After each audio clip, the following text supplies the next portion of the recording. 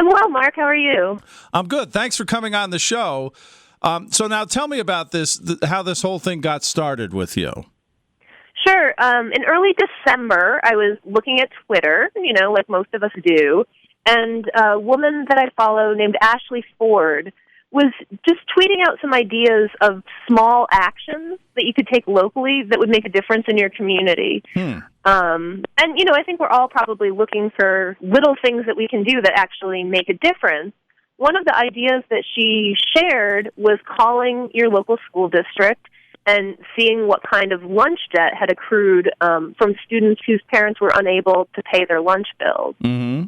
And one of the things I was really surprised to find out is that student lunch debt follows them their entire schooling. So you could have an unpaid lunch bill from kindergarten, be a senior in high school, and that debt is still following you. Wow. Okay. So you contacted the Kingston District, and what did they tell you? What did they say to you?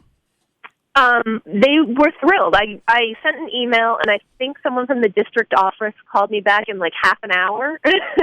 Uh-huh. They had never heard of the idea, nor had I until I read Ashley's tweet, and they were really thrilled with it. I mean, public school budgets are stretched to the max, and I know here in the district, they're working so hard to make school such a positive experience for all the students. That getting a little help from the community was really welcome. I mean, they were thrilled. And the Kingston lunch debt for all 10 schools in early December before we started was about just short of $6,000. Okay. So now you started this just on your own. You said, well, I'm going to, give some money, and then did you put it out on your Facebook, or did people just hear that you were doing this and wanted to chip in? How'd that go? Yeah, so I started it on my social media, on my Instagram and my Facebook and my Twitter, and then I reached out, via email to some local businesses that I knew were interested in supporting the community. So the first group of checks that I delivered to the district was all people that I had some sort of personal relationship with, or sort of one person removed. Mm-hmm. And then it started to get some press. There was someone from the Daily Freeman at the school board meeting when I handed over the first group of checks. And after that, it's sort of taken off, and it's gotten a way wider reach, which is amazing. I've been so encouraged by the support. Yeah. We've gotten checks that have ranged from $10 to $2,000. Wow. And there's something I find really motivating about that it speaks to people no matter what their ability to donate is. So now, if there are people listening that want to contribute to your cause and help out in the Kingston District, how do they go about doing that?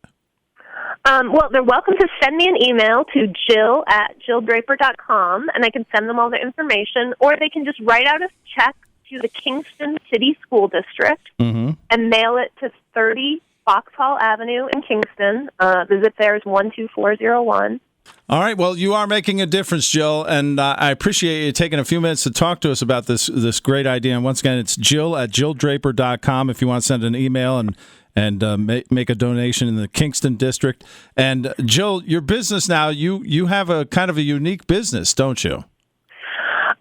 Well, maybe unique. I know several other yarn makers, but yes, I make yarn locally. It's all U.S.-grown wool, and we spin it here in the States, and then I hand dye it in Kingston. Mm-hmm. And so people can find you on Facebook? They can find me on Facebook or online at jilldraper.com. All right, Jill. We'll have you back on the show because I think you sound like an interesting person, even if we just talk about your business, or maybe you'll be up to something else next time we have you on. I'm happy to anytime. Thank you so much for covering this issue.